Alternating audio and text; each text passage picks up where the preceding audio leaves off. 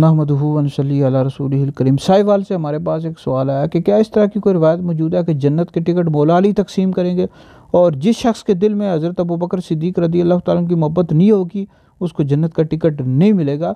तो इस तरह की कोई भी रिवायत हमें नहीं मिली और ये जन्नत के टिकट वाली जो रिवायत है इसकी सनद पर भी उलमा ने बहुत ज़्यादा कलाम किया, इसको ज़ईफ़ करार दिया है।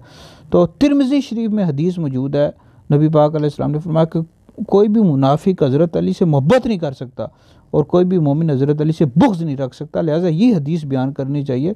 तो जो शख्स हज़रत अली रज़ी अल्लाह तआला अन्हु और आले बैत से बुग़्ज़ रखेगा ऐसा बंदा जहन्नम में दाखिल होगा।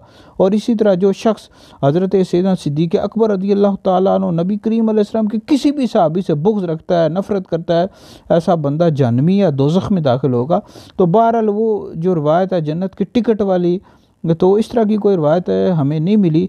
तो ये जो तिरमिज़ी वाली रवायत है ये बयान करनी चाहिए कि कोई भी जो मुनाफिक हज़रत अली से मोहब्बत नहीं कर सकता और कोई भी मोमिन हज़रत अली से बुग़्ज़ नहीं रख सकता, लिहाजा इसको बयान करना चाहिए।